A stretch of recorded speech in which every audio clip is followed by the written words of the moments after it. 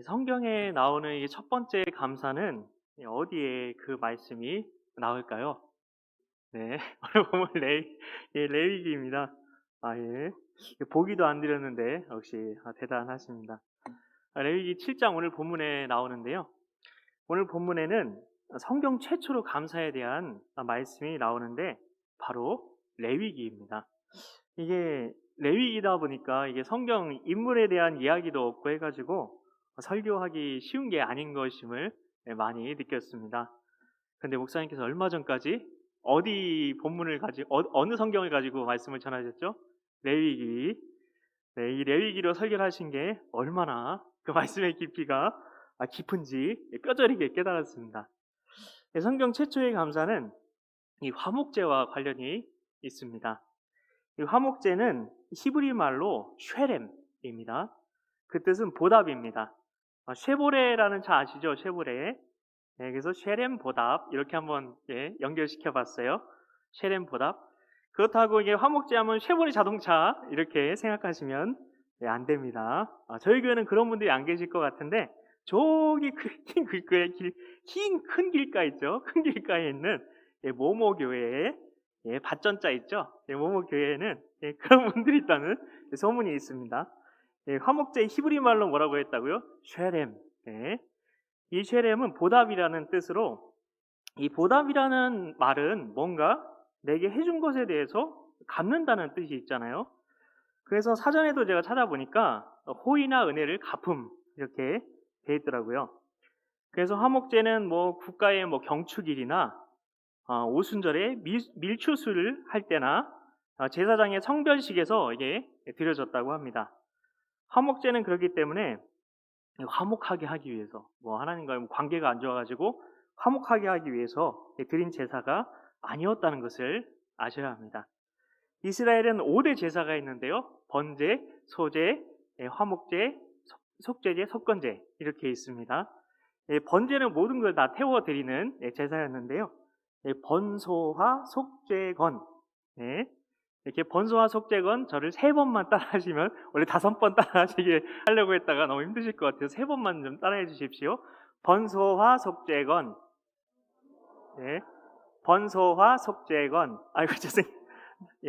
번소화, 속죄건 네, 감사합니다. 이제 어느 정도 외워지실 거예요. 번소화, 속죄건. 그래서 오늘은 이 화목제와 다른 이 4개의 제사와의 비교를 통해서 화목제를 통해 우리에게 주시는 이 감사의 의미를 찾아보려고 합니다. 먼저 번제와 화목제입니다. 이 번제와 화목제 모두 태워드리는 제사입니다. 그런데 번제는 모든 걸 다 태워서 드리는 제사였는데요.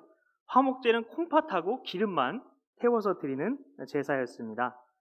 그리고 번제는 이게 죄를 지은 경우 이에 대한 심판을 거둬달라고 드리는 경우도 있었고 죄와 상관없이 드리는 경우도 있었는데요. 화목제는 그런 것과 전혀 상관없이 감사와 보답의 의미로 드렸습니다. 번제에는 상번제라는 것이 있는데요. 매일 드리는 번제를 상번제라고 합니다. 매일 제물이 통째로 태워져서 하나님께 드려져야만 했습니다. 이런 번제가 없이는 하나님께 대한 화목제도 드려질 수가 없었다는 것입니다. 어떠한 것이 그럼 우리 삶의 번제가 될 수 있을까요?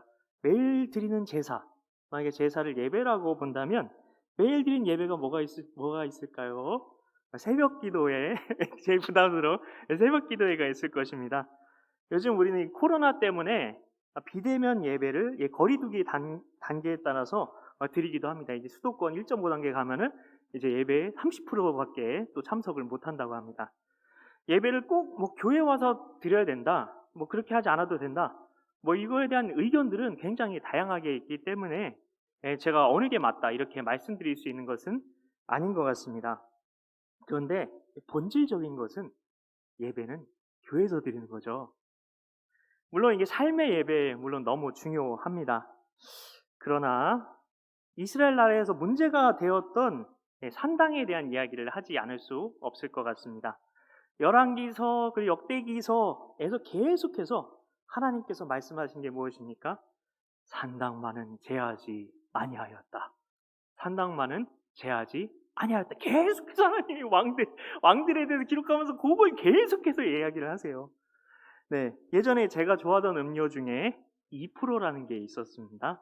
99년 7월에 나온 음료수인데요.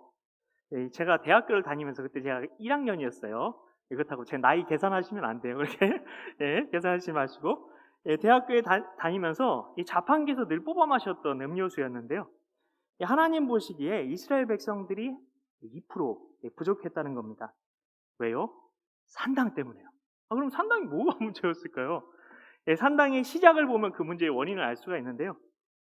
이 산당에 대해서 맨 처음 나오는 것은 레위기 26장 30절입니다.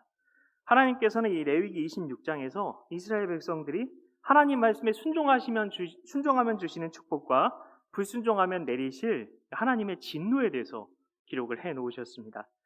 불순종할 때 이 말 그 하나님의 저주에 대한 말씀에서 산당에 대해서 맨 처음 이렇게 성경에 나오고 있는데요. 여기서 산당은 우상숭배랑 같이 이렇게 나오고 있어서 산당이 앞으로 우상숭배를 하게 되는 그런 장소가 될 것이라는 것을 충분히 짐작해 볼 수 있습니다. 산당은 이스라엘 백성들이 들어갈 가나안 땅에서 우상을 섬기는 예배처소로 이미 있었던 것입니다. 하나님께서는 민수기에서 모세를 통해 가나안 땅에 들어가면 반드시 해야 될 일이 있다고 하면서 말씀하신 게 바로 이 산당을 다 헐어버려라 이렇게 말씀하셨습니다. 그런데 그렇게 했을까요? 안 했을까요? 안 했습니다. 그래서 사무엘상 9장에 사울이 사무엘을 만나는 장면에 여전히 산당에 대한 이야기가 나오고 있습니다. 시간이 이렇게 흘러가지고 그로부터 시간이 흘러서 이제 솔로몬이 왕이 되었습니다. 그 유명한 솔로몬의 1000번제도 산당에서 드려지긴 했습니다. 이 모습에 대해서 열왕기상 3장 2절은 그때까지 여호와의 이름을 위하여 성전을 아직 건축하지 아니하였으므로 백성들이 산당에서 제사하며, 아직 성전이 없었기 때문에 솔로몬도 산당에서 제사를 드렸던 거예요. 다 아시는 것처럼 성전을 근데 솔로몬이 지었잖아요. 그러면 이제는 성전에서 예배를 드려야 되는데 안 그랬다는 게 문제입니다. 그러면 왜 산당에서 백성들은 예배를 드렸을까요? 우리야 교회가 동네마다 다 있잖아요. 그런데 이스라엘은 예배를 드리려면 물론 이게 절기 때만 이렇게 중점적으로 모여가지고 예배를 드렸지만 예루살렘까지 와야 되는 거예요. 귀찮은 거죠. 그래서 이스라엘이 우리나라처럼 남과 북으로 갈라졌잖아요. 비슷한 점이 좀 많은데요. 근데 그때 북쪽에서는 아예 산당을 만들고 예루살렘으로 예배드리러 갈 거 없다 이렇게 하고 제사장도 아닌 백성 중에서 그냥 아무나 그냥 산당 제사장을 이렇게 시키고 그랬다는 겁니다. 그래서 그곳에는 하나님께서 말씀하신 대로 제사 드릴 수가 없었어요. 거기는 번제단도 없었고 성소도 없었고 지성소도 없었고 하나님께 기름 부음 받은 제사장도 없었으니까요. 하나님의 말씀대로 제사를 그곳에서는 드릴 수 없었던 거죠. 그래도 편해서, 백성들이 원해서, 또한 여러 가지 정치적인 의도로 산당을 그냥 내버려 둔 거죠. 어쩌면 여기서 우리 모습이 보이지 않습니까? 비대면 예배, 물론 어쩔 수 없이 드릴 수도 있을 겁니다. 온라인으로 예배 드리시는 분들 죄송합니다. 그런데 이제 모여서 마스크 쓰고 예배해도 된다고 방역 당국에서 말하고 있습니다.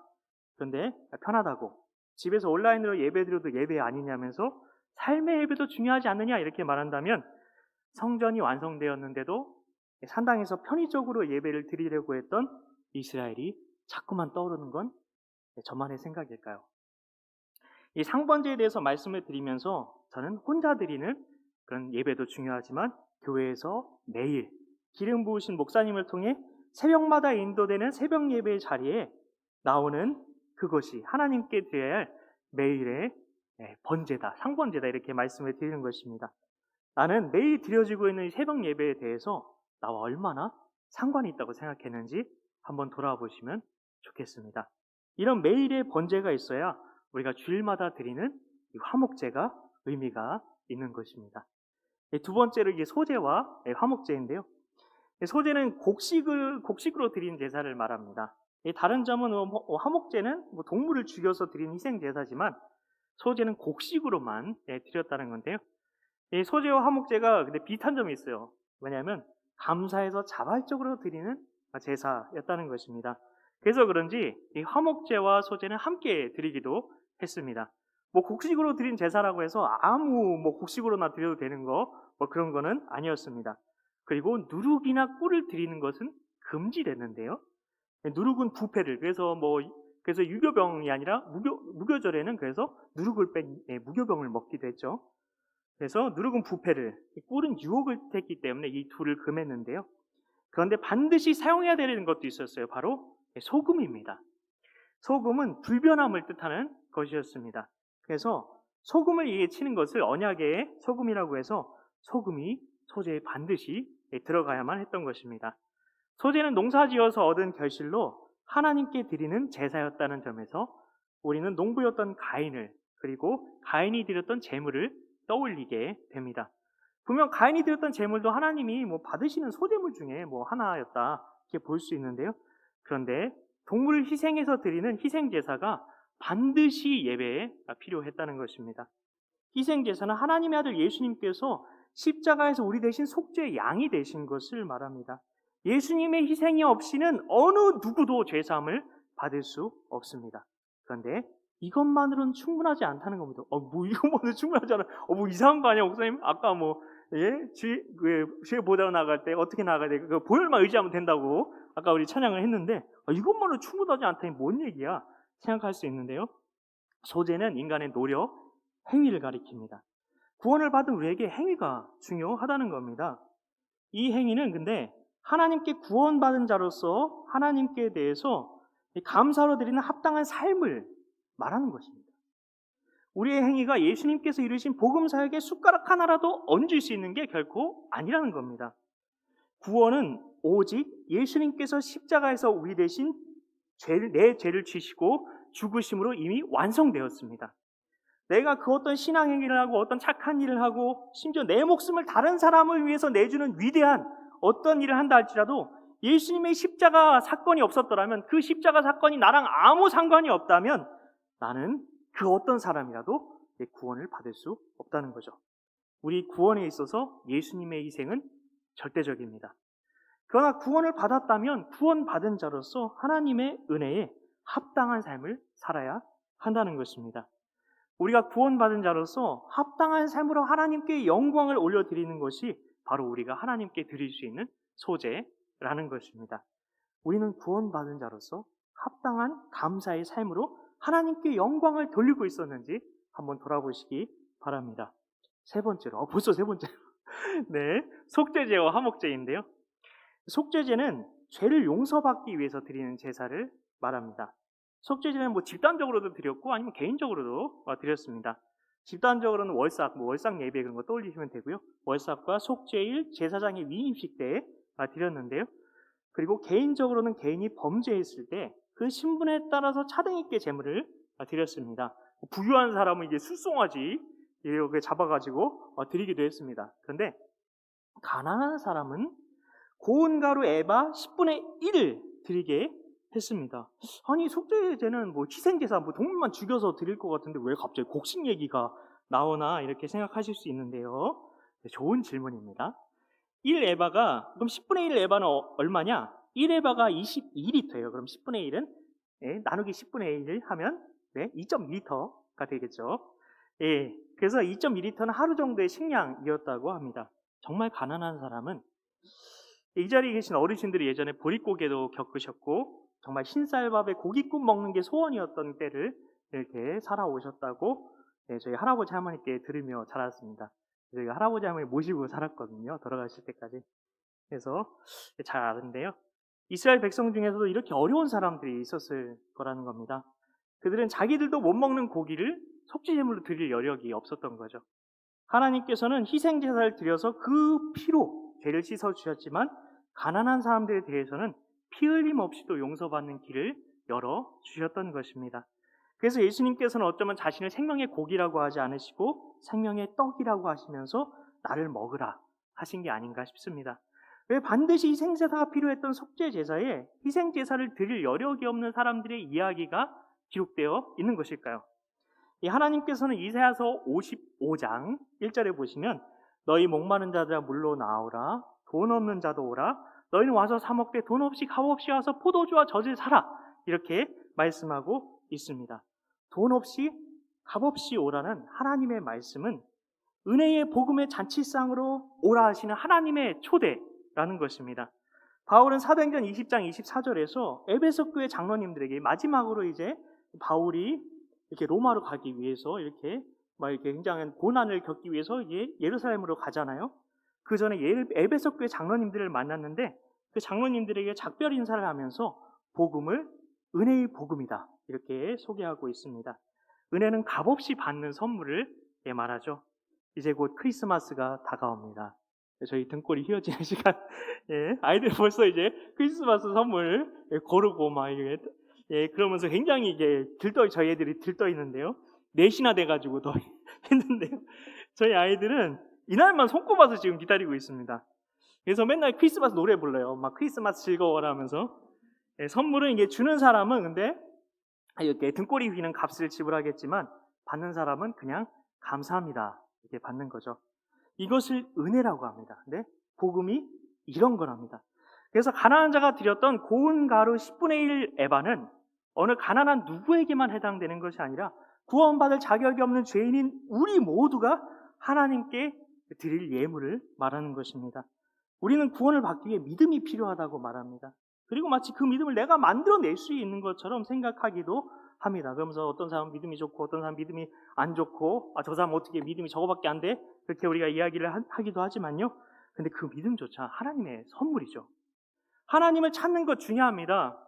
그렇다고 내가 하나님을 찾는다고 해도 하나님이 지금 내 때가 아니야 라고 안 주시면 우린 믿음을 가질 수가 없는 겁니다. 그만큼 구원을 위해서 우리가 할 수 있는 게 아무것도 없다는 거죠. 예수님께서는 구원받기 위해서 아무것도 할 수 없는 영적 파산자와 같은 우리를 구원하시기 위해서 하신 일이 있었습니다. 히브리서 13장은 예수님께서 영문 밖에서 고난을 받으셨다 이렇게 말하고 있습니다. 예수님께서는 예루살렘 성 밖으로 나가셔서 골고다 언덕에서 십자가에서 못 박히셨습니다. 예수님께서 왜 영문 밖에서 고난을 당하셨을까요? 예수님이 속죄 제물이 되셨기 때문입니다. 속죄 제물은 모든 기름을 일단 번제단에서 불사릅니다. 그 다음 가죽을 포함한 그 나머지 모두는 진 밖에서 불살라야 했습니다. 진 밖에서 불사른다는 것은 저주받아서 버려진다는 뜻이었습니다. 예수님께서는 갈라디아서 3장 13절에서 우리 죄 때문에 친히 저주를 받으신 바 되었다고 말합니다. 예수님께서 저주를 받으셨다는 것이 무엇을 말하는 것일까요? 우리는 저주를 생각하면 무당이 여기 인형에다가 지푸라기로 만든 인형에 침을 꽂아놓고 이렇게 여러러 하면서 저주하는 말을 하는 걸 떠올리기도 합니다. 그런데 여기서 말하는 저주는 신명기 28장에 기록된 그 저주를 말하는 것입니다. 신명기 28장에는 순종, 축복, 불순종, 저주, 순종, 축복, 불순종, 저주 이거 우리도 중요한데요. 이 말씀이 기록되어 있습니다. 무엇의 순종, 무엇의 불순종입니까? 율법, 하나님의 말씀을 말하는 것입니다.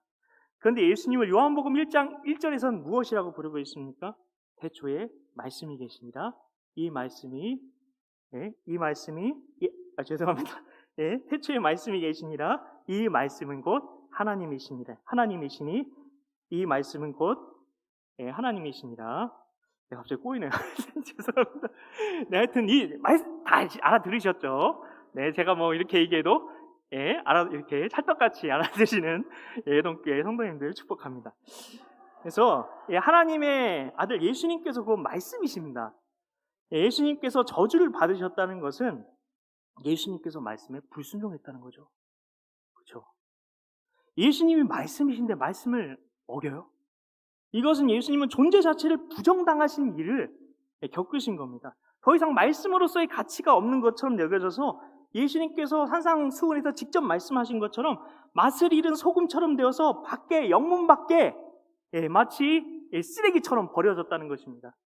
이 속죄 제사가 받아들여졌기 때문에 우리가 감사로 하나님께 화목제물을 드릴 수 있다는 것입니다. 이런 속죄에 대한 감사가 내 안에 있냐는 것입니다. 마지막으로 속건제와 화목제입니다. 속건제는 다른 교회 성도님들한테는 좀 생소할 수 있는 제사인데요. 근데 우리 예동교회 성도님들 정도 수준에서는 껌이죠.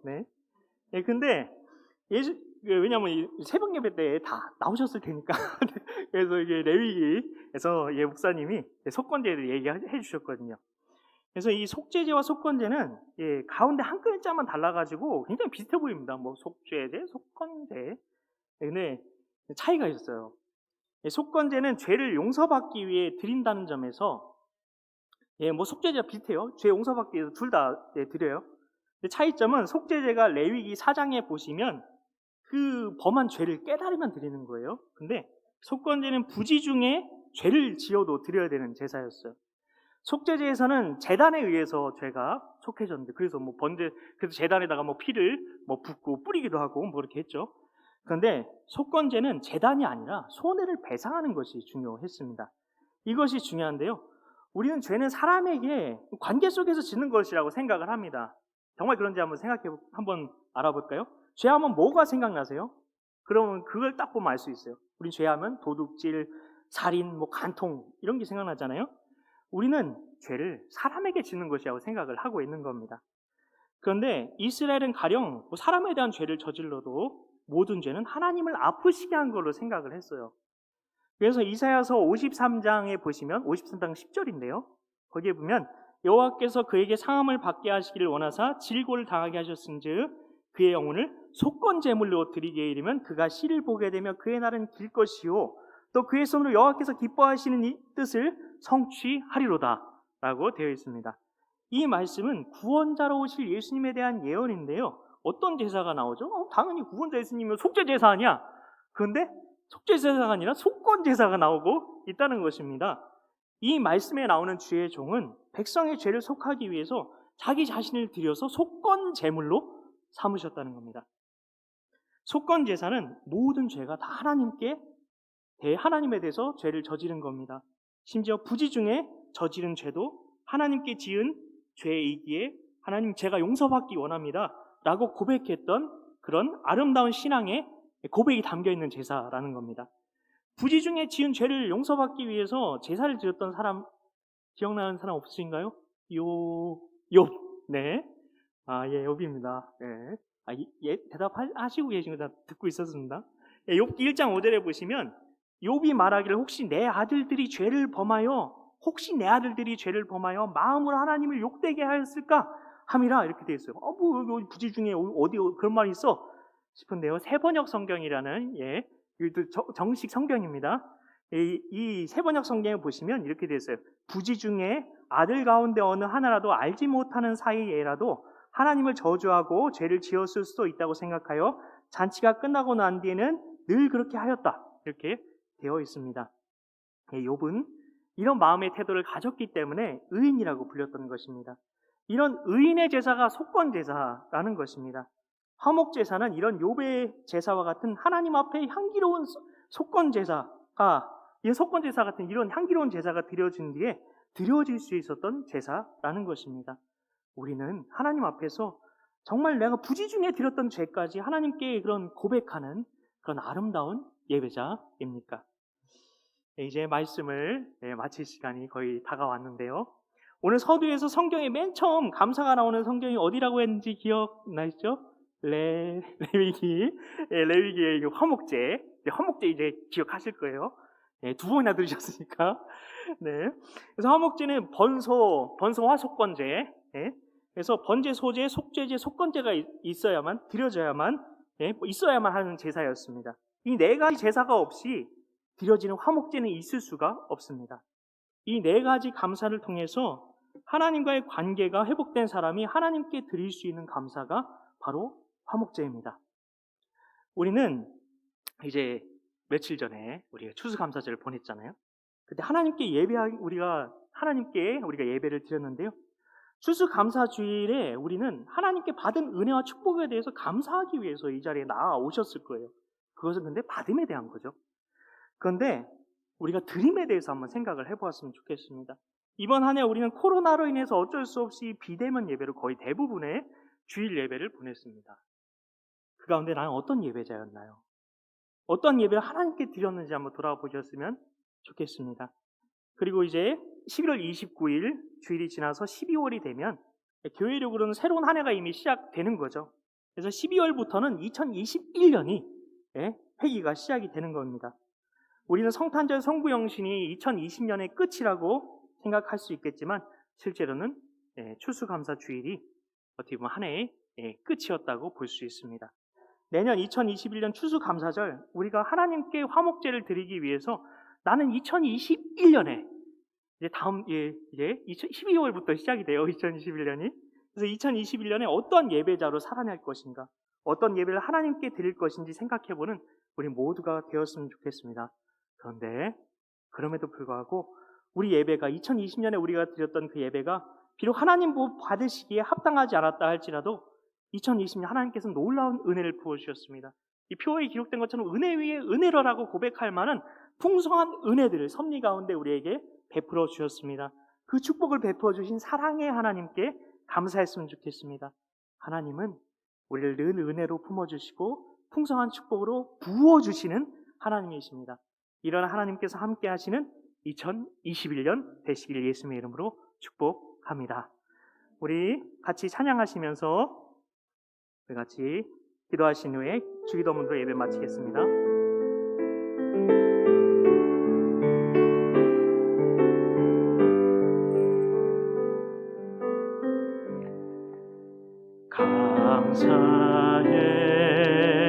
감사해 시험이 닥쳐올 때에 주께서 인도하시니 두려움 없네. 또 감사해 고통이 찾아올 때에 주께서 지켜주시니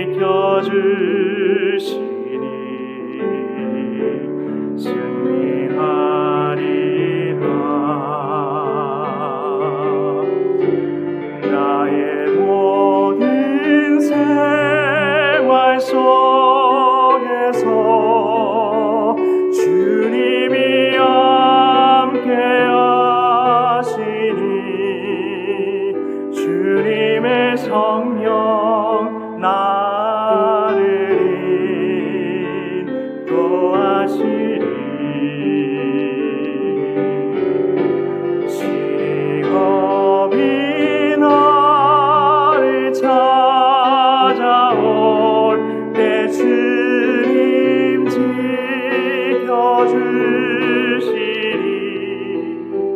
주님의 성령 나를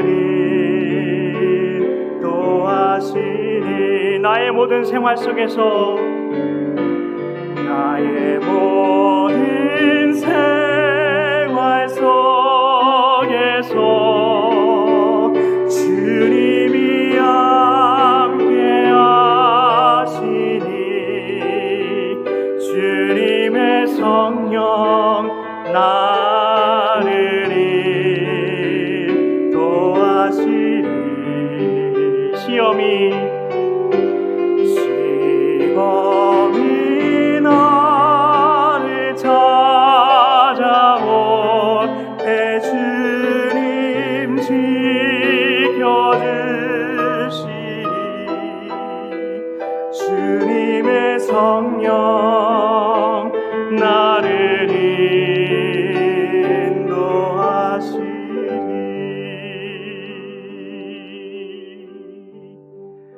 이 시간 우리 같이 기도하면서 나갔으면 좋겠습니다. 정말 2020년 나는 어떠한 예배자였습니까? 정말 하나님께서 받으시기에 합당한 예배 정말 올려드렸습니까?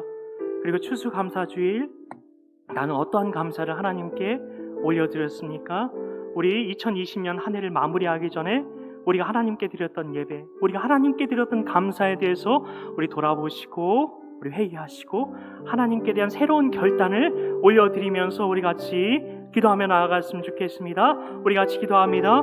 하나님 아버지 감사합니다. 아버지 오늘 말씀을 통해서 하나님 우리가 하나님께 드렸던 2020년 하나님 이 코로나 아버지 이 비대면의 시대 아버지 주님 언택트의 시대 가운데에 우리가 드렸던 예배를 다시 한번 돌아보며 나아갑니다. 하나님 정말 하나님께 아버지 드리기에 합당한 예배 정말 우리가 올려드렸는지 우리 자신을 돌아봅니다.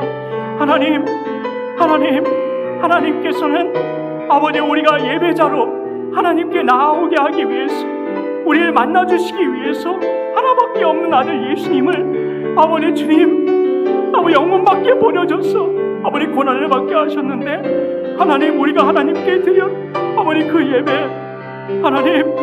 아버지 그 예배가 가능하기까지 아버지 하나님께서 우리를 위해 지불하신 아버지 그 값이 어떤 것이었는지, 그 희생이 어떤 것이었는지 아버지 우리가 아버지 기억하며 아버지 하나님 받으시기에 아버지 합당한 예배 드리지 못했음을 아버지 고백합니다. 하나님 우리가 2021년에는 하나님 받으시기에 합당한 예배 올려드리기 원합니다. 진정으로 예수님의 아버지 그 십자가의 사랑이, 아버지 십자가의 아버지 그 희생이, 아버지 나를 향한 그 은혜, 아버지 그 은혜가 얼마나 큰지 하나님 우리가 2021년 아버지 더 크게 우리가 깨닫기 원하며 그 은혜 위에 굳게 서서 아버지 온전한 예배자로서 아버지 하나님께 온전히 영광 올려드리는 2021년 될 수 있도록, 그리함으로 내년 추수감사주일에는 아버지 하나님께 진정한 아버지 삶의 아버지 온전한 감사의 고백을 올려드릴 수 있는 우리 모두 될 수 있도록 성령으로 붙들어 주시옵소서. 함께하여 주시옵소서. 아버지 주님 감사합니다. 예수님 감사합니다. 주님 감사합니다. 예수님 감사합니다. 예수님의 이름으로 감사하며 기도드립니다. 아멘. 하늘에 계신 우리 아버지, 아버지의 이름을 거룩하게 하시며 아버지의 나라가 오게 하시며 아버지의 뜻이 하늘에서와 같이 땅에서도 이루어지게 하소서.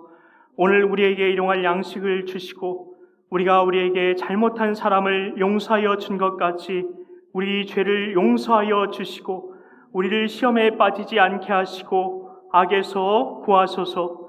나라와 권능과 영광이 영원히 아버지의 것입니다. 아멘.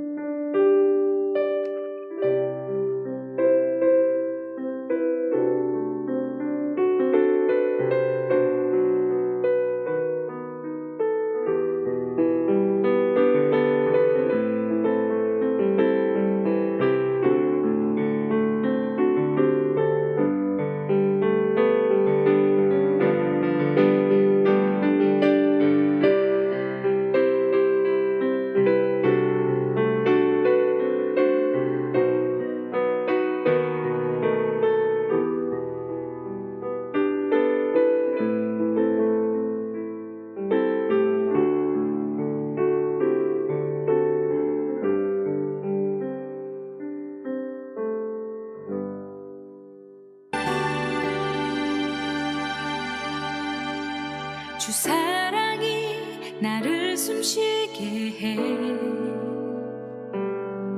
세상 그 어떤 어려움 속에도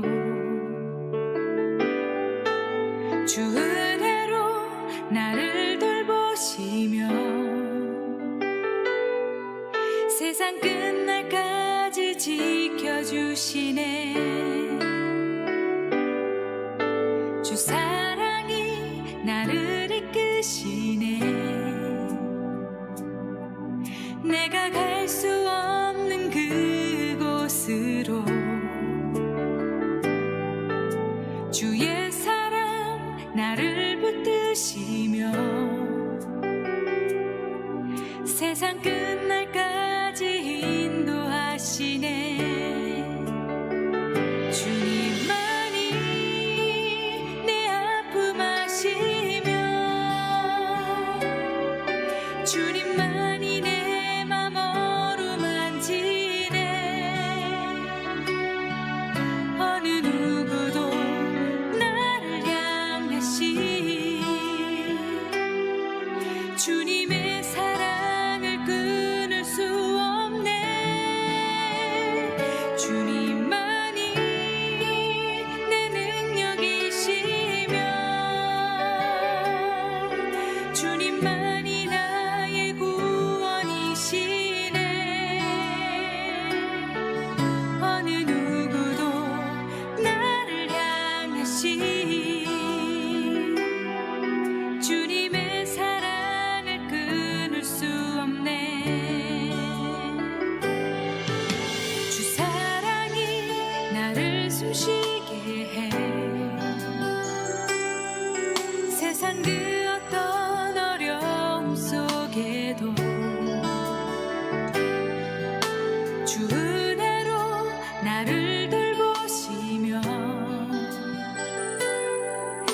세상 끝